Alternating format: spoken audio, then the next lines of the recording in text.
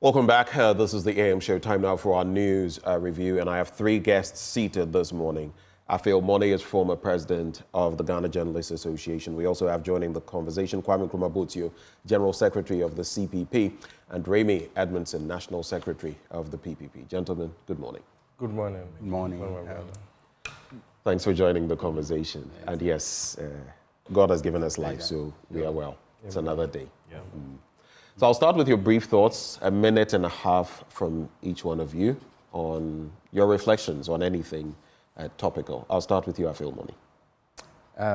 As the saying goes, no duty is as urgent as gratitude. So with urgent promptitude, I'd like to pour fulsome praise on the IGP for assuring media personnel of protection at their media houses. He's promised to station police officers at all the media houses. This is something we had been clamoring for, calling for stridently and consistently. And thank God it will come to fruition. The move by the IGP reignites massive memories of what happened to one of our colleagues, Pius Quenin. Pius Quenin was shot in the leg at the last election during the collation at the collation center at Matayiko. He had been operated upon 5 times, and he's been told that he needs another operation for bone surgery, and it will cost him 220,000 Ghana cedis. Pius himself as a blazing beacon, warning journalists not to fall victim to violence, harassment in their line of duty. They should internalize and reflect safety standards, particularly the UN guidelines on safety of journalists. Their lives are more important than the stories they cover. And we also appeal to authorities to ensure that no journalist suffers what Queenie is going through. Queenie needs 2 crutches to move his body. He's been compelled to truncate his education at GIJ. He was a student at level 300. Now he cannot go to school. He used to work at Newswatch, Global Newswatch portal. He's now unemployed. In other words, his entire life has come to a standstill. His entire life is now in limbo, and this is very, very serious. The case has been dragging for 4 good years now. And if the dictum that justice delayed is justice denied is ringing hollow as far as this case is concerned. This is not to compare this with the Supreme Court, but it has been indicated that the apex court can move with supersonic speed to flex its constitutional supremacy in certain matters. So this is an issue the judiciary should take with all seriousness so that justice is done to this poor boy. All right. Let me come to you, Kwame Nkrumah. Please, let's make the comments a bit brief. Thank you. I would say that Mr. Money has taken the words out of my mouth. I was at the briefing by the IGP, Dr. George Akufo-Addo yesterday. And indeed, I felt very proud to be a Ghanaian. He indeed is a father figure. From beginning to end, he gave us full confidence that we're going to have a peaceful election as long as we cooperate. And cooperation means that we, the political actors, because at the end of the day, it boils down to us. Our father, the IGP, has shown the way. We should tone down of insightful utterances. As the Bible says, the tongue is a very small thing, but it can set a whole forest on fire. There have been various press conferences by the NDC and the NPP. Certain names of security personnel have been mentioned, putting their lives in danger. I hear they've submitted petitions to the CDS. and the IGP, I believe that both political parties should have submitted their petitions and waited for the outcome before putting these security personnel on both sides and putting their lives in danger. And the thing is that the foot soldiers do not understand, or even when you come out to say that your allegations are unfounded, it will be too little, too late. So that is what I have in mind. That let's all take the advice that the Inspector General of Police has given. We have full confidence in him and the police service. Let us do our part as politicians, because the citizens are, I would say, they are innocent partakers. When two elephants fight, it is the grass that suffers. So I call on all my fellow politicians, my fellow political parties that let's tone down on our utterances. We have only one Ghana. All right, Remy Edmondson. Yes, and in the run-up to the upcoming parliamentary elections, the National Commission for Civic Education has been organizing a series of parliamentary candidates dialogues across the 275 constituencies. And this is more or less a debate platform for parliamentary candidates to be able to share their take on specific areas that the NCC conducted a survey on issues that concern voters the most. And they highlighted the topmost 6 concerns being education, health, economy, agriculture, and others. So basically, every candidate is given the platform to speak on this issue, what they're going to do when they come to office. I've seen that I don't know if they have taken off, but what I'm seeing, and I want to urge the NCC to do more to ensure that it looks like if they are relying on the political parties to bring in their people to get a crowd for these events. But these events are not really for the political parties or their agents, but for the ordinary Ghanaians, the ordinary citizens who need to listen to these parliamentary hopefuls. And so it's a good initiative. I'll urge all Ghanaians, those who are yet to have theirs, to ensure that when the date is announced, they go in their numbers. Yesterday I had mine at Dome Kwabenya, and incidentally, it just happened that I have. You are contesting in that constituency, yes, are you not? Yes, but I happen to be the sole participant of the program, because my other colleagues failed to show up. But nevertheless, we still had a program. So I want to commend the NCC for this program, but they need to do a lot more to sensitize the constituents in every locality they are going to do this, to make sure that they get the real benefit of this program to come. Listen to it. All right, we'll get into the papers shortly, but Afenyo-Markin, quick thoughts. You see, while the IGP talks about the media and protecting us, which is the right thing to do, and we've had lapses in the past, including with Ahmed Hussein Swali, there are some media practitioners, like yesterday my attention was drawn to this Wuntumi journalist, who has been spewing certain things. You've heard. Yeah. Mm-hmm. Yeah.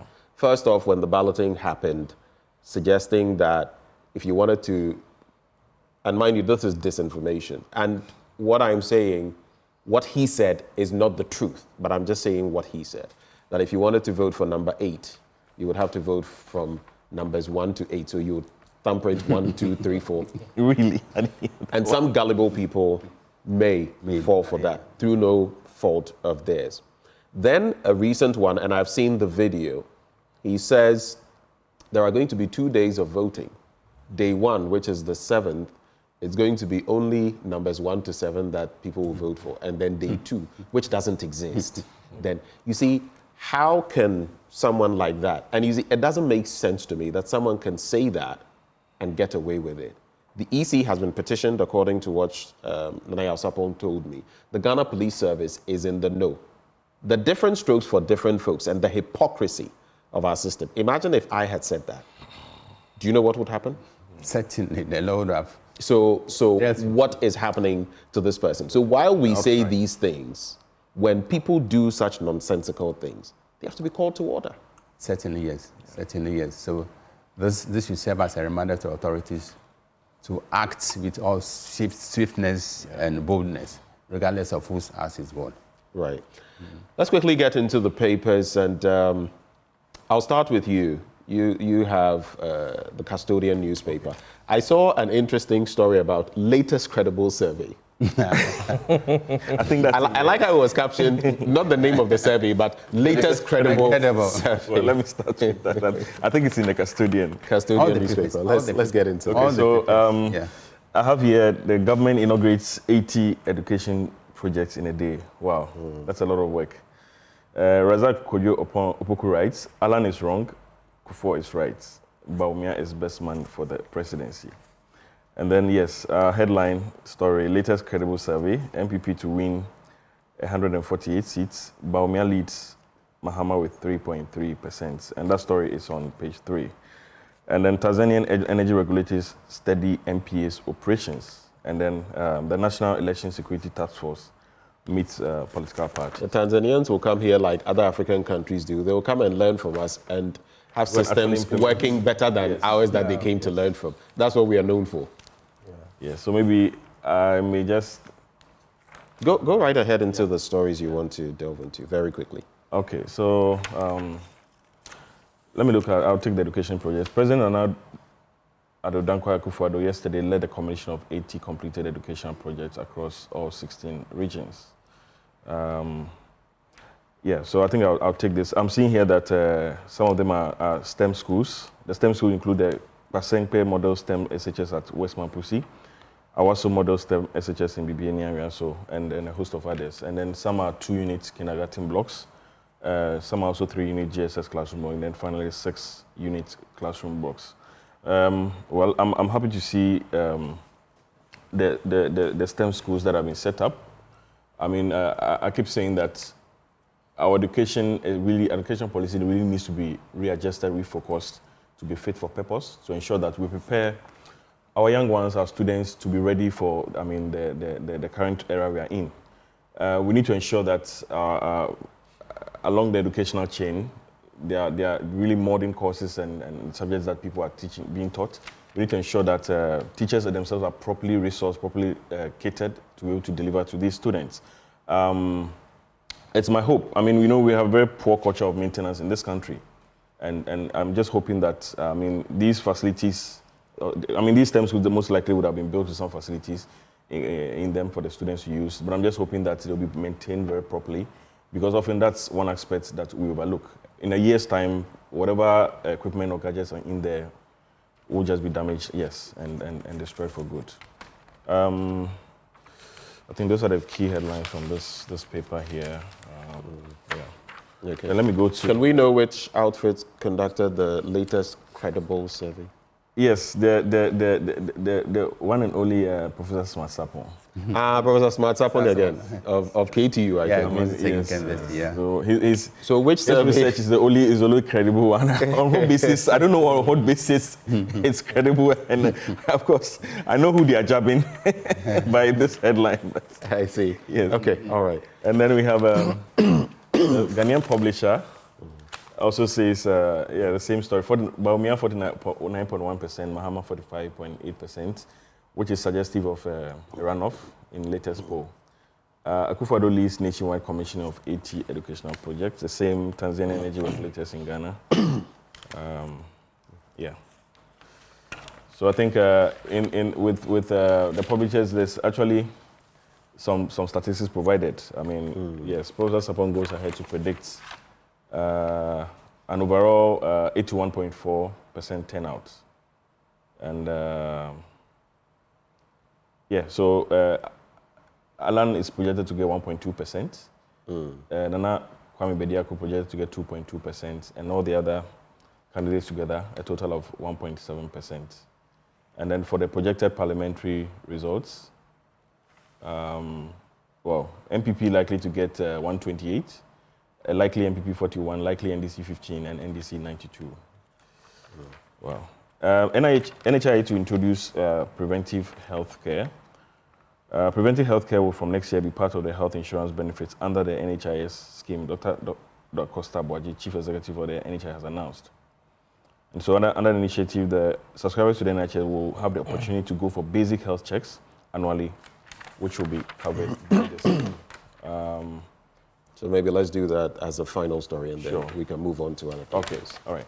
Yeah, so that looks interesting. Again, it's a fact that we need to expand our NHIS coverage significantly, right? Particularly to cover those on the borderline, the poverty borderline, the marginalized. So it's a good call, but as to whether it will actually be implemented, because we've seen what is happening. We all embrace the news about the dialysis proposals very, very positively, but it doesn't look like that's also going anywhere soon. So, I mean, I don't know what's going to happen with this election, whether this government will be retained, and if even this government is retained. I mean, yes, the party will, he will retain, but I think this is not going to be his personal. It's going to be a policy of the NHIS. Right. And so, if he leaves office after this year ends, this government ends, I'm just hoping that the next administration of the NHI will take up this initiative and make sure that they properly implement it. Yeah. Kwame Nkrumah, Yes, quickly through your papers. Okay. First of all, I want to look at the road crashes scale 2038 in 10 months.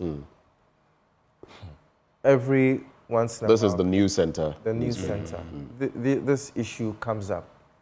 And as much as it's about a large number of factors, driver, inexperience, and all that, I believe that the state of... And sometimes, let's face it, plain stupidity. Yes. This morning I saw again, I don't know why you are at, let's say, a T-junction. We are right-hand, so you drive to the right-hand side of the road. You are veering into a turn, but when you are veering, you want to go into the left. Do you get it? Yeah. They turn from the left, they veered into where an incoming car from the other side would use, just this morning. Oh. Every day I encounter that, and I don't get why. And taxi drivers especially, trot drivers, and sometimes people driving private cars, it doesn't make any sense. You are in your lane. When you are turning, that is where, don't you realize you could crash into another, like an incoming car? Exactly. It's so stupid. Exactly. And they'll berate you rather. And you rather will become... They'll berate you rather for... Anyway. Yeah, it's I believe it's quite a high number. It's a high number, and these are more than 2,000 people who could have been assets to, or are assets to this country, could have contributed to its development. Therefore, we should still have our attention on the causes of these road crashes, including the state of our roads. And in extension, I would want to say that the NPP government, as much as I'm always criticizing them, it is a good thing that they have finally opened the Flowerpot flyover. It's a road I use often, and it has indeed reduced the traffic.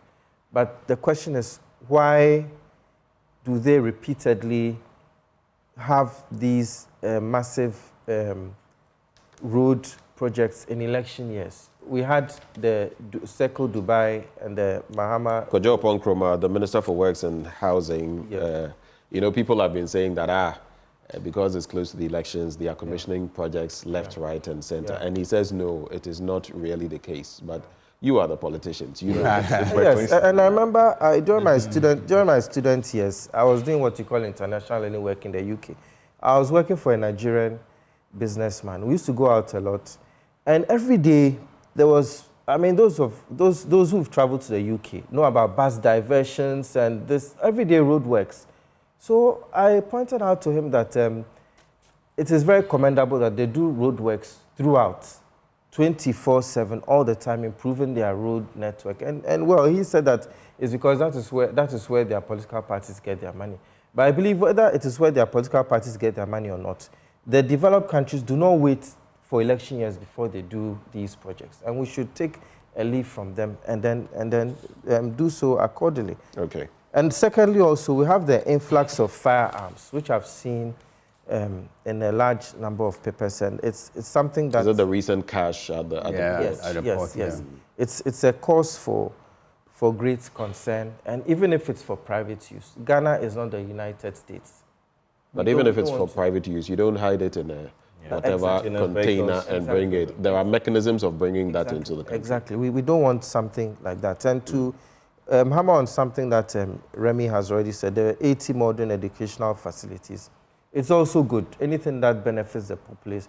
But the fact that 80 is a huge number. To be launched at this point, it gives credence to the fact that we wait for election years before we give the citizens what they deserve, and that should stop. And another story in my papers is about MTN winning Africa Telco of the Year. I think it's a good thing. They've done a good job, and various companies and even the governments as well should look at the way companies like MTN do their business, the way they are structured, the way they are organized, and try and follow suit, and it will benefit all of us. And also, because of yes, time, my last story. Also, with the poll, Bawumia 49, Mahama 45, which means there's the likelihood of a runoff. I think it's a testament to the fact that Ghanaians are fed up with the two big parties and should look towards the incrementized parties like PPP, CPP, PNC, and of course, my brother here, Remy, I would urge everyone at Dome Kwabenya to vote for him. He's a man of very good material. He's not a member of my party, but I would urge people to vote for him. And this year, we have the CPP being the only incrementized party on the ballot. And I would urge all Ghanaians to vote for the CPP in order to kick the NDC and MPP out. Right. So you've combined the two papers, right? You're done with both the News Center and the Ghanaian Times. Let me come to Afenyo-Markin. I just wanted to touch on the road crashes. Just a take. Briefly. Yeah, that apart from the deplorable roads that are sometimes contributing factors, it's also a fact that our vehicle driver licensing regime needs to be looked at and overhauled. We all know that, look, every day you go to Circle, you find police officers, stopping the drivers and at other places demanding license which they don't have and ultimately extorting money from them and before they let them go. Even the same goes for some private individuals as well. This is a fact. And most Ghanaians take public transport, either trotros or taxis, to work. So indirectly, we all see this and we overlook it, but we are indirectly condoning, some of these actions, because if a driver is not properly licensed, it means that he doesn't really know what the rules and regulations. So he's going to just drive from his store what he or she thinks should be the way to go. So that's something I'll give a call to the DVLA. Thank you. So thank you for that. Addressed by Afenyo-Markin. The Daily Guide is leading with the prediction by Professor Smart Sapon that Bawumia is winning the election by 49.1%, Mahama 45.8%. And this latest... And please qualify it. That is, according to these papers, the latest credible survey. The latest credible survey, Professor Smart Sapon. And I guess Fitch and Global Info Analytics and others will. Exactly. You know what's interesting for me about the politicians? When it favors them, especially with the foreign ones, Fitch, it's very credible. When it doesn't favor them, some things are not going. Please go. So before this one, we had one from Institute of Good Governance, which also predicted that Bawumia was going to win the election by 50.48%. And then Global Info Analytics maintains that Mahama is winning one touch. And then Fitch says it will be a close contest, but Mahama will win. And then Economic Intelligence Unit also predicts that Mahama will win one touch. I believe that the best validation of all these polls will happen in 2 weeks' time, barely 2 weeks' time at the polls. But that validation will only happen if the elections are free, fair, transparent. There's not coercion. Per Cordeo's report, yes, there are attempts to abuse incumbency, there are attempts to buy votes and all of that. I believe there's Ashanti, Savannah, and Western per that report, among others. For me, I've always said that I don't really mind. People deserve the leaders they get, but allow them to vote and have their say. Don't intimidate. Don't prevent people from exercising the franchise. Don't coerce. Don't buy. You get it. If the right things are done and the people vote in a certain direction, we all stick to it. But if that is not done, that is where what the IGP was saying. That is where problems arise. So. Ben, a Malian proverb has said that one finger cannot wash the face. So certainly no one institution can ensure free, credible, violence-free elections. It will take the collective effort of all Ghanaians to ensure that the polls are credible and the outcome will be acceptable by all Ghanaians. So it's a collective victory. It's a clarion call to all of us, especially the media, to shine our eyes, to preen our ears, to sharpen our focus on whatever will happen between now and election. The freeness and fairness of election are not determined by what happens on polling day. All the processes should pass the test of credibility, acceptability, and fairness and what have you. So this is the time for all of us to ensure that Ghanaians' will prevail at the polls. It is in our interest to ensure that the elections are free and fair. Anyone who will try to skew the outcome in the wrong direction will plunge this whole nation into a disaster. Okay. And is there another paper you have? The IGP statement that election is not war, and that all the parties should prepare for two outcomes. Right. Either victory or defeat. I think this will lodge in the memories of all political parties and their candidates, because if you go with the idea that yours is to win at all costs, I believe if the opposite happens, you'll be compelled to do something untoward. The Daily Searchlight lists with a scandal saying that mining companies engage in widespread human rights abuses, and it's quoting a report. And we are also told that a lady has sued a police service and the AG over brutality, and the court to deliver judgments on J.B. Dankwa Edu's murder case on 4th December. This case has been dragging for far too long. This MP was killed under the most brutal circumstances, and the law has been dragging its feet. So this is the time for us to wait with bated breath to ensure that what comes out will put a seal on the matter. Right. Yeah, these are the important stories. Other stories are inconsequential as far as our circumstances are concerned. Yeah. All right. I will cap it off with the Daily Graphic newspaper. Keta constituency, a safe haven for the NDC.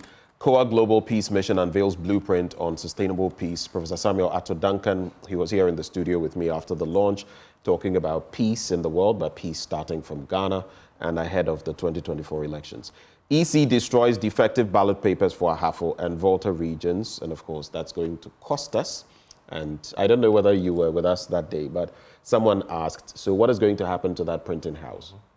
Was it their fault? And even if this had not been seen, the NDC claimed that they brought it up before the EC saw it. The EC said it had seen it on its own, discovered. But imagine if this had been undetected ahead of election day. Imagine the chaos. So I've gone to vote, but all of a sudden, my vote is not valid. The serial number, what happens? Are people going to vote on a different... I mean, can you imagine the chaos? So we really have to get this right. And even this is what we know. This is what we know. Ahafo and Volta, what we know. What if there are others we don't... I mean, I just pray and hope that we get it right. Seriously. President inaugurates 80 education projects. On the back page, Regeg donates to support skin NTDs, peer groups. African countries must enact climate change laws. That's according to some experts.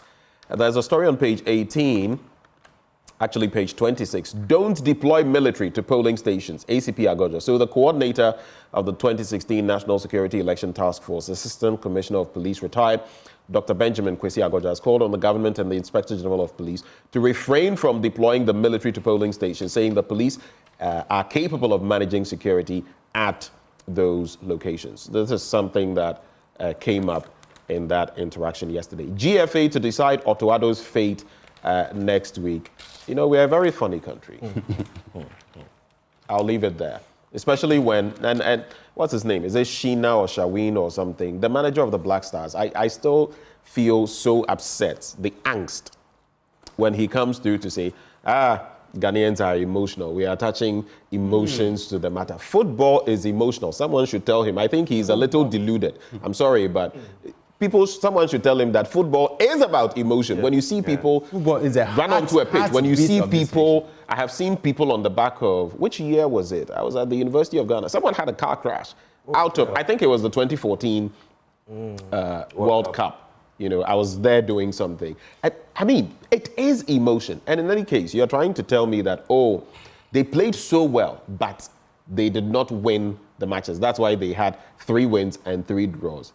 And I would ask him respectfully, what is the goal of throwing our money in there for them to get all the perks, including technical people, some of whom are not doing much, and who are getting the same $100,000 or so that footballers who are on the pitch killing themselves are getting. Lack of coordination and all of that. And then you come and tell me that, oh, they played so well, but they didn't win. What is the end game of football? I mean, it's some of these people, I think they should just keep quiet sometimes. Yeah. Certainly. Yeah. But I think, I don't know whether I heard something about it. I think they've been, exactly. But so, I mean... So I would say good riddance. I'll not at the end, but good riddance.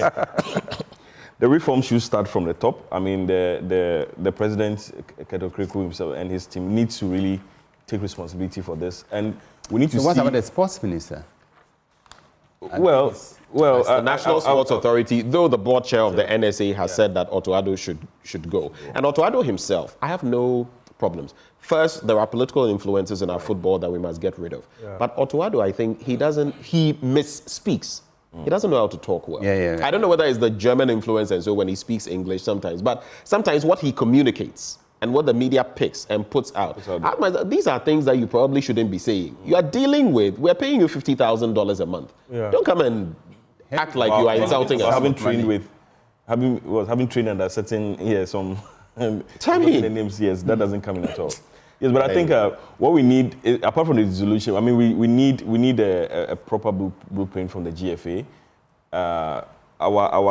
Our coach, you remember back in several years ago, we used to have very entertaining football. There was coach soccer, a system which was grooming youngsters, picking our secondary schools and other were feeding grounds for our professional clubs, right? And then they could pick from the national level. But this is no more. But it was really a class as well as in Tamale Secondary School. Yes. You understand? So we need a proper blueprint to revive our nation. I mean, this we've been talking about this blueprint. I see this as a knee-jerk for forever. You see, we have to face this realistically. We used to have coach football. Right? The days of the Yayas and all of those. Look at even the early 90s. And then when we started winning trophies at the youth fronts, Awudu Isaka and all those Now we don't even qualify. There was something happening which generated those, which the European teams, look, Spain, people are looking at their setup, they are winning everything. From World Cup to European this to all of that. But if you go and look at their systems, even so female football, they are winning. Male football, they are winning. It didn't just happen. The youth football is there. That is what has created Lamine Yamal. You get it? It doesn't, you don't just get up, oh, I want to be a broadcaster. You sit on your derrière, as the French will say, and keep hoping and praying. You do nothing about that. You're not building any skills. You are not adding on to anything. Maybe for some, it may be to go to journalism school. And then you think out of the blue, you'll be handpicked to be the, broadcaster. It doesn't happen like that. No. It doesn't. And I know there are clubs. I mean, in the European clubs also have their youth wings. Yes. Where they're picking youngsters as young as 10 and 12. And they are groomed so they are picked into France. And here, if we do that, those that are not existent in terms of a proper coach system, but you would see that it is some foreign-based team or something comes to set up a camp here in their own interest. I've seen one around Accra or Juventus Youth Academy. In their own interest. So when anything happens there, they have invested in the people. They have the rights. You know how football works now. Sometimes way back, you have a Liberty Professionals benefiting from maybe, is it Michael Essien? Some of these players because of, So they are doing that in their interest. But we don't have a system. We are systemless. And people talk about the local, let's bring in some players from Accra, Hartlepool, Kotoko, and all these players. There's no system. There's no system. The structure is deficient or non-existent. So that's what I want to see from the GFA. I mean, I see that they are just sacrificing this team just to appease the Ghanaian population. But I mean, the real systematic problem is still underlining. And what do you think? Should we retain Akufo-Addo? I don't think it's a problem with Akufo-Addo because, mind you, we've had a string of these poor performances in the last 2 or 3 coaches we've had. So we've had poor performances. But if you look at the tail of the tape, I think between I can get there on 6 consecutive occasions. We went to the semis. Okay. Then from 2018 things started dropping. Yes. Then, you know, that's what group stages, and now not even qualifying. Mind you, it's all taking place in this particular administration. That's what I'm talking about. It's all happening within this particular GFA administration. So I think it goes beyond the coach. It does. For me, but the question is, you see, we keep pussyfooting sometimes. Yeah. I feel that the entire setup has a problem. Right. From Keto Kraku. Right. To the vice groups and all those ex-con or whatever they call themselves. So long as we allow this, there are fundamental allowing football team owners or managers to be on the black. It's a problem. It's conflict of interest. That's one of the key problems I see. It should be. I mean, there's no way I own a football club and I'm on the Black Stars Management Committee. Yeah. I will interfere with player selection. And what's his name? Oh, one of the recent coaches, it wasn't Kwesi Appiah, Siki Akuno. Just a few days ago. Yeah, he said it. Yes, he stopped short of. I mean, but he said that yes, he confirmed the interference. Said that he always had problems. That was the word he used, the phrase he used. Like, it was always a problem for him. He had it tough justifying his player selections. What he doesn't want to say is the fact that yes, it means that he's being questioned about why didn't you take this player? Why didn't you take that player? If the coach doesn't have the free hand to select the players he feels he needs to. So I don't think it's the coach. I'm not saying it's just the coach. Right. I feel the coach himself has problems. I was answering your question. I don't think he should be. It's the system in which he's operating that needs to be revamped. Yes, and looked at. But he's not coming communicating that.